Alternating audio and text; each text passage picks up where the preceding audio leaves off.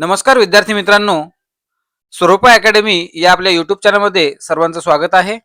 आज आपण 2013 टीईटी परीक्षेमध्ये विचारलेल्या मानसशास्त्र विषयाच्या प्रश्न आणि त्यांची उत्तरे आज इथे आपण पाहणार आहोत. चला तर मग करूया आपल्या या व्हिडिओला सुरुवात. पहिला प्रश्न आहे 61वा प्रश्न. हॉर्वर्ड आणि रॉथवे यांच्या मते शारीरिक विकासाचा वेग जन्मापासून टिंबटिंब वर्षापर्यंत खूप असतो. खूप म्हणजे काय, तर जास्त असतो. म्हणजे शारीरिक विकास हा नेहमी होतच असतो, परंतु काही कालावधी असा असतो की तो खूप जास्त असतो. तर याचं उत्तर आहे पर्याय क्रमांक 2 आणि 2 म्हणजेच 2 वर्षापर्यंत खूप जास्त असतो. त्यानंतर दुसरा प्रश्न आहे 62वा प्रश्न. मूळ बौद्धिक कुवत सारखी असणाऱ्या दोन मुलांपैकी एक अत्यंत सामान्य वातावरणात व दुसरे समृद्ध वातावरणात वाढले तर तर त्यांचा विकास कसा होईल, हा प्रश्न आपल्याला विचारलाय. तर नेहमी लक्षात राहिलं पाहिजे आपल्याला की विकास जर व्हायचा असेल तर विकासासाठी वातावरण सुद्धा तेवढंच महत्वाचं आहे. म्हणजेच हे वातावरण समृद्ध असेल तर त्याचा विकास जास्त होणार आहे. म्हणजेच आपण जर बघितलं की दुसरा मुलगा जो आहे समृद्ध वातावरणात आहे, तर आपण दोघांचा विकास समान होईल का, तर नाही. पहिल्याचा विकास दुसऱ्यापेक्षा चांगला होईल का, नाही, कारण दुसऱ्याला समृद्ध वातावरण आहे, पहिल्याला नाही. म्हणून दुसऱ्याचा विकास पहिल्यापेक्षा चांगला होईल का, हो. हा आपलं जर उत्तर बघितलं तर या पर्याय क्रमांक 3, दुसऱ्याचा विकास हा पहिल्यापेक्षा चांगला व जास्त होईल, असं आपलं या प्रश्नाचं उत्तर असणार आहे. बघूया तिसरा प्रश्न. पियाजे पियाजेने व्यक्तीच्या बौद्धिक विकासाच्या दृष्टीने ठरवलेल्या टप्प्यांमध्ये पुढीलपैकी कोणत्या टप्प्याचा समावेश नाही. आता पियाजेने काही बौद्धिक विकासाचे टप्पे ठरवले होते आणि ते टप्पे बघितले आपण. तर टप्पे एकूण आहेत 4. पहिलं होतं 0 ते 2, त्यानंतर दुसरं होतं 2 ते 7, त्यानंतर 7 ते 12 आणि नंतर 12 ते 16. हे विकासाचे टप्पे ठरवले होते. या टप्प्यांमध्ये मग त्यांनी काही काही सांगितले होते की शब्दपूर्व अवस्था वगैरे किंवा क्रियापूर्व अवस्था, बौद्धिक अवस्था. यामध्ये जे उत्तर असणार आहे आपलं, हे तिसरं उत्तर असणार आहे अमूर्त क्रियाकाल अवस्था. कुठल्याही अवस्थेमध्ये अमूर्त क्रियाकाल अवस्था नसते. मूर्त असतं तर ठीक होतं, पण अमूर्त क्रियाकाल नसते. त्यानंतर 64वा प्रश्न आहे आपला. संकल्पना निर्मितीसाठी व अमूर्त विचार करण्यासाठी प्रथम मुलांना प्रत्यक्ष अनुभव दिले पाहिजेत असे आग्रही मत कोणी मांडले. तर याचं उत्तर जे आहे हे पियाजे, जीन पियाजे हे त्यांचं उत्तर असणार आहे. आपण मागील याच्यामध्ये बघितलं की अमूर्त क्रियाकाल नाही, अमूर्त विचार करण्यासाठी हे म्हणजे आपण अवस्था जी म्हणतो ते क्रियाकाल नसते, ते अमूर्त क्रिया नसते, अमूर्त विचार होऊ शकतो. तर त्या 64व्या प्रश्नाचं उत्तर आपलं चौथं असणार आहे. 65 मध्ये बघूया. किशोर अवस्थेमध्ये औपचारिक शिक्षणाला सुरुवात झाली की पुढीलपैकी कोणती गोष्ट टाळावी. कोणती गोष्ट टाळावी? लेखन वाचन या क्रियांवर भर द्यावा, हे टाळू शकत नाही, हे तर द्यायलाच पाहिजे. शालेय तासिका मोठ्या कराव्यात, नाही, हे मोठे करू शकत नाही आपण. त्यानंतर लेखन अध्यापनात कृतीला जास्त प्राधान्य द्यावे, हे पण दिलं पाहिजे. ठीक आहे. नाट्यकरणामध्ये भाग घेण्याची संधी मुलांना द्यावी, हो, द्यायला पाहिजे. म्हणजे जर आपण बघितलं तर हे तासिका मोठ्या कराव्यात, हे होऊ शकत नाही, हे चुकीचं वाटतंय. हे बाकी कौशल्यावर भर द्यायलाच पाहिजे. कृतीला प्राधान्य दिलंच पाहिजे. त्यानंतर मुलांना संधी ही दिलीच पाहिजे. पण तासिका मोठ्या नाही करू शकत. तासिका मुलांच्या मानसिक क्षमतेचा विचार करूनच तासिकांचं टाइम टेबल हे ठरवलं असतं. 35 मिनिटाची तासिका, 40 मिनिटाची तासिका, 1 तासाची तासिका असे ठरवलेलं असतं. पुढचा प्रश्न बघूया. 66वा प्रश्न. खालील दिलेल्या नियमांमध्ये अनुवंशाचा नियम कोणता नाही? बघा, पहिला आहे साधर्म्याचा नियम. हो, साधर्म्याचा नियम हा दिलेलाच आहे. वैविध्याचा नियम, हो, वैविध्याचा नियम पण दिलेला आहे. परागतीचा नियम जो आहे तो दिलेला आहे, पण परिणामाचा दिलेला नाहीये. साधर्म्य म्हणजे सारखेपणा, वैविध्य म्हणजे विविधपणा आणि परागतीचा नियम हा लक्षात ठेवायला पाहिजे. यामध्ये आई आणि वडील यांचं एकत्रित, म्हणजे कधी कधी साधर्म्य म्हणजे आईसारखं किंवा वडिलांसारखं, विविधपणा म्हणजे दोघांपेक्षा थोडं वेगळंच, पण परागतीचा म्हणजे यांच्या सरासरी, आई आणि वडील यांची सरासरी, सरी. बघा पुढील प्रश्न आहे 25 पेक्षा कमी बुद्धिगुणांक असलेला विद्यार्थी पुढीलपैकी कोणत्या वर्गात बसेल. तर या प्रश्नाचं जे उत्तर आहे पर्याय क्रमांक 4 निबुद्ध. आता या प्रश्नाकडे आपल्याला विशेष लक्ष देण्याची गरज आहे. बुद्धिगुणांक म्हणजे काय, तर आपण विद्यार्थ्यांना 100 पैकी जे गुण देत असतो त्या गुणांमध्ये आपण प्रथम श्रेणी, द्वितीय श्रेणी, तृतीय श्रेणी असं करत असतो. ते गुणांक इथे आपल्याला वापरायचे नाहीयेत. तर यामध्ये जर आपण बघितलं यामध्ये बरेच प्रकार पडतात. पहिल्यांदा जर आपण बघितलं तर 25 पेक्षा कमी जे गुण आहेत त्यांचा एक गट पडतो आणि त्याला म्हणतात निबुद्ध, निबुद्धी. त्यानंतर 25 ते 49 जे आहेत त्यांना आपण जड बुद्धी असे म्हणतो, जड बुद्धी. त्यानंतर 50 ते 69, 70 ते 89, त्यानंतर 90 ते 110, 111 ते 119, 120 ते 129, त्यानंतर 130 ते 139 आणि 140 पेक्षा जास्त असे एवढे प्रकार जर आपण बघितले तर एवढे प्रकार पडतात. यामध्ये 50 ते 69 जे आहेत त्यांना मंद बुद्धी असे म्हणतात. त्यानंतर 70 ते 89 आहेत त्यांना सामान्य बुद्धी म्हणतात, सामान्य. त्यानंतर 90 ते 110 याला अल्पबुद्धी म्हणतात. 111 ते 119 जे आहेत हे शीघ्र बुद्धीचे असतात, शीघ्र बुद्धी. 120 ते 129 यांना कुशाग्र बुद्धी म्हणतात, कुशाग्र, कुशाग्र. त्यानंतर 130 ते 139 जे आहेत हे असामान्य, असामान्य. आणि सगळ्यात जास्त म्हणजे जे 140 पेक्षा जास्त असतील त्यांना अलौकिक, अलौकिक बुद्धिमत्ता असे म्हणतात. आता बघा इथे आपल्याला फक्त हा प्रश्न विचारलाय. आपला हा व्हिडिओ बघत असताना तुमच्या लक्षात येईल की थोडंफार आपण त्याच्यामध्ये स्पष्टीकरण देण्याचा प्रयत्न करतोय. म्हणजे जर तुम्हाला हा प्रश्न, या प्रश्नावर दुसरा एखादा प्रश्न विचारला किंवा 25 पेक्षा कमी सोडून यामध्ये, तर तुम्हाला हा अभ्यास तुमचा पूर्ण झाला असेल तर त्याचा 1 मार्क तुमचा पक्का होऊन जाईल.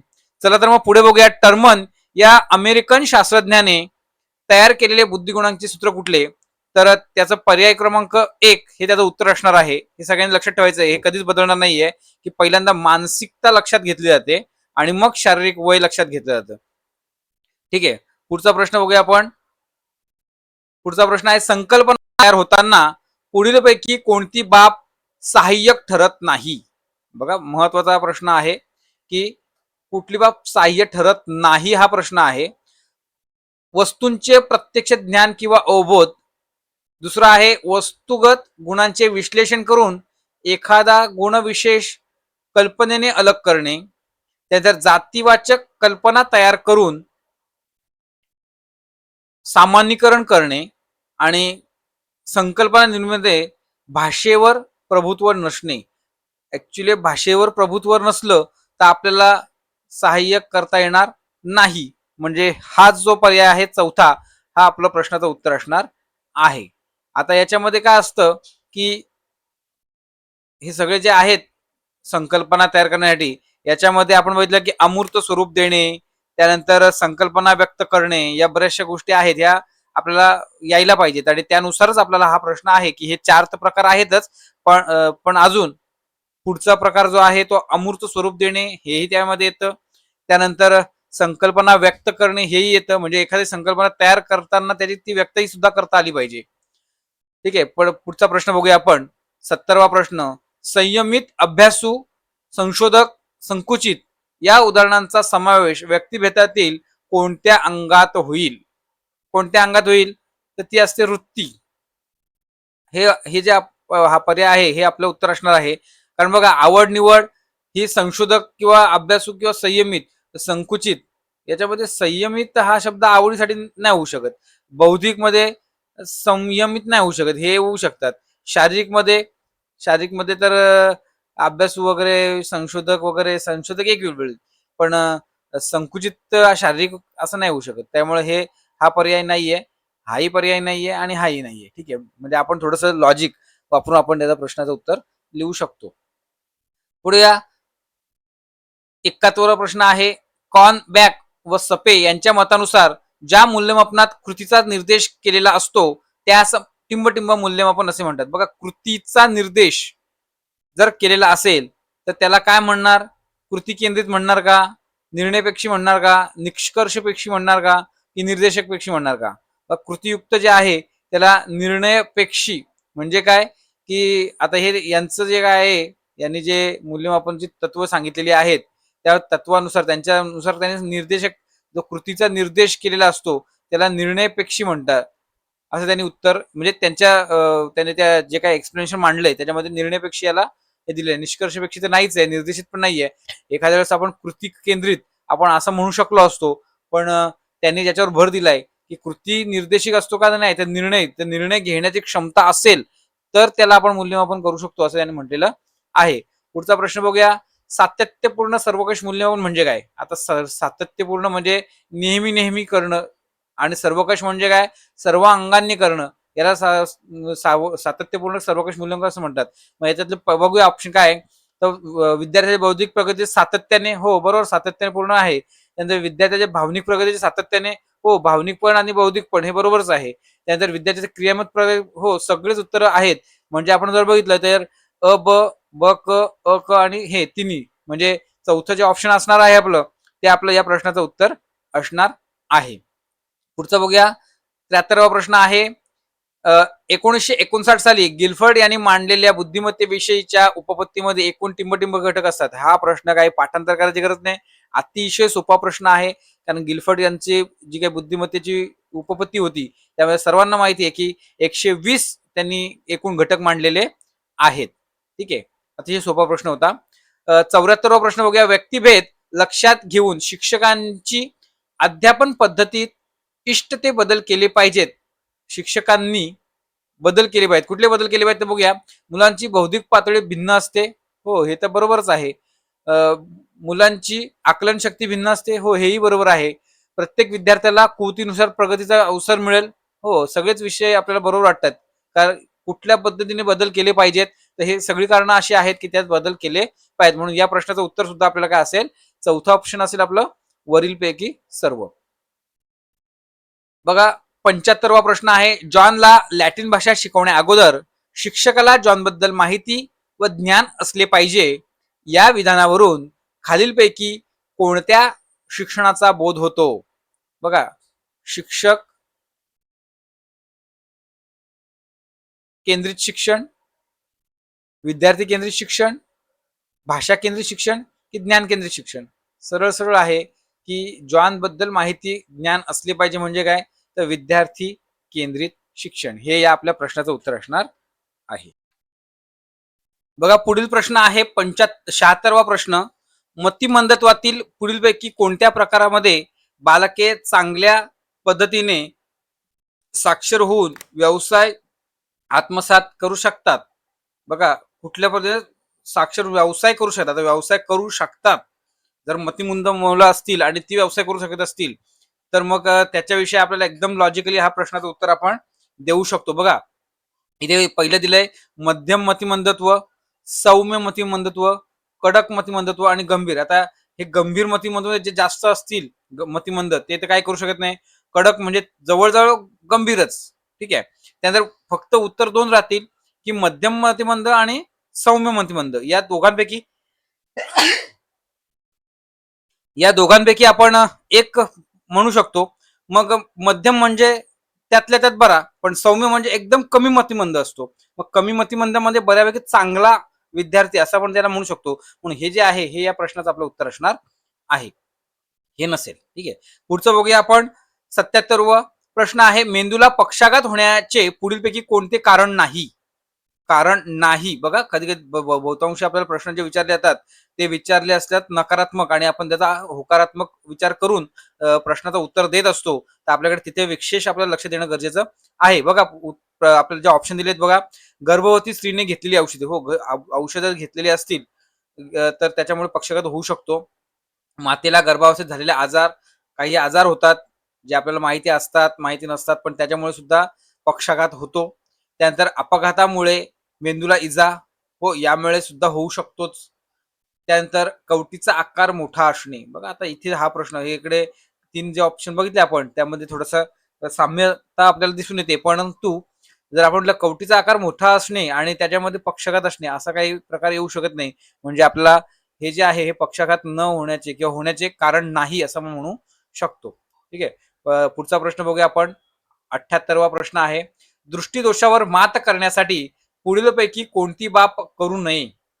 दृष्टिदोष म्हणजे आपल्याला दिसत नसेल, जवळचा असो लांबचा असो, तर ते दिसावं, मात करण्यासाठी म्हणजे दिसावं यासाठी आपण काय करू नये? तर पोषक आहार घ्यावा. हो. आपण जर बघितलं तर आपल्याला पोषक आहार घेणं गरजेचं आहे. का? तर दिसायला पाहिजे आपल्याला. त्यानंतर दुसरा आहे डोळ्यांवर प्रखर सूर्यप्रकाश व प्रकाश टाळावा. हेही तेवढंच बरोबर आहे, की आपल्याला ते सूर्यप्रकाश जर डोळ्यावर घेतला तर दिसणार नाही, पण दिसायला पाहिजे ना म्हणून करू नये असं सांगितलंय. त्यानंतर पुस्तक जवळ घेऊन वाचावे. हां, हा पर्याय आपला जो उत्तर आहे हे असू शकतं. तरी आपण चौथा प्रश्न पर्याय वाचूयात. डोळ्यावर ताण येऊन देऊ नये. बरोबर आहे. डोळ्यावर ताण येऊन दिलाच नाही पाहिजे. तरच आपली दृष्टी चांगली राहील. दोष येणार नाही. म्हणजे हे जे 3 ऑप्शन आहेत, हे 3 ऑप्शन आपले उत्तर नसणार आहेत आणि हे तिसरं जे ऑप्शन आहे, ते आपलं उत्तर असणार आहे. चला पुढचा प्रश्न बघूया. प्रश्न क्रमांक 79 खालीलपैकी कोणत्या विद्यार्थ्यांमध्ये प्रज्ञावान मुलांचे लक्षण दिसून येते? बघा पहिला आहे अ ची क्षमता, समायोजन क्षमता कमी आहे. दुसरा आहे ब ला चालू घडामोडींविषयी अज्ञान नाही. क ला कला कौशल्यात कमी निपुणता आहे आणि ड च्या जाणीव अवास्तव आहे. आता हे अ, ब, क आणि ड हे जे आहेत हे विद्यार्थी आहेत. मग अ विद्यार्थी कसा आहे? त्याची समायोजन क्षमता कमी आहे. तर प्रज्ञावान मुलांची समायोजन क्षमता कमी नसते, जास्त असते. दुसरं दिलंय ब ला चालू घडामोडींचे विषयांचे अज्ञान नाही. अज्ञान नाही म्हणजे काय? ज्ञान आहे. ज्ञान आहे असं आहे त्याचं. ठीक आहे. त्यानंतर कला क ला काय आहे? तर कला कौशल्यात कमी निपुणता आहे.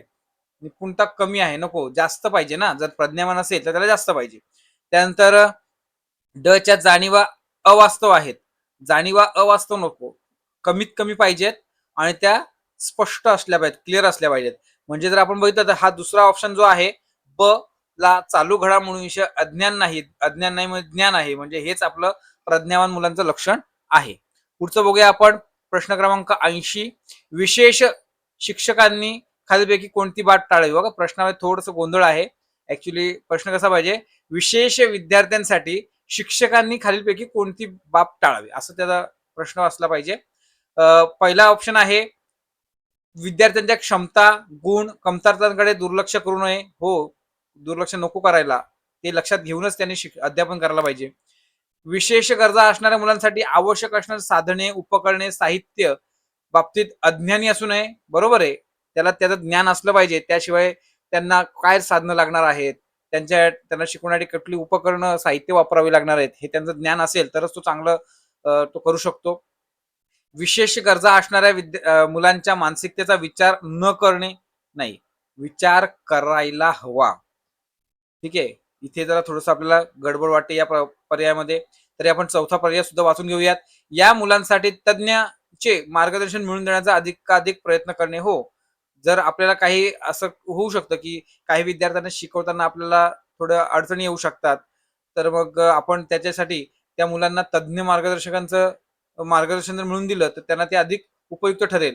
आणि म्हणून आपण जर बघितलं तर हा तिसरा पर्याय जो आहे, विशेष गरजा असणाऱ्या मुलांच्या मानसिकतेचा विचार न करणे, हे उत्तर आपलं या प्रश्नाचं असू शकतं. ठीक आहे. पुढचा प्रश्न बघूयात. विज्ञान निष्ठ भूमिकेवर आधारलेल्या मानसशास्त्राचा पाया घालून वेदना, भावना आणि कल्पना यांच्या अभ्यासावर विशेष भर पुढीलपैकी कोणी दिला?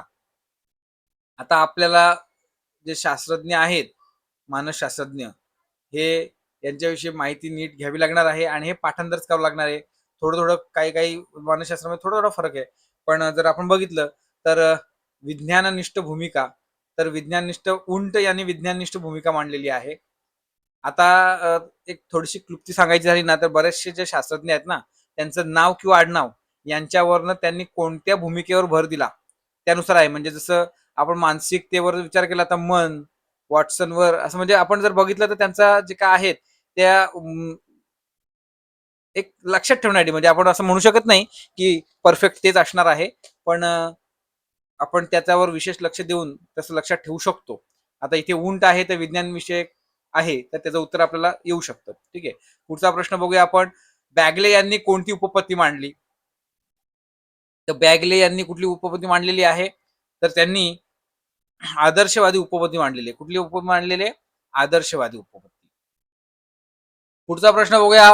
83वा प्रश्न आहे, अध्यापनांना संबंधीचे पुढील 4 स्पष्टीकरणे कोणी दिली आहेत? तर ती स्पष्टीकरणे आहेत वर्णनात्मक, परिणामकारक धिष्ठित, उद्दिष्टधिष्ठित आणि आदर्शवादी. हे जे 4 पर्याय आहेत, हे 4 पर्याय कोणी मांडलेले आहेत?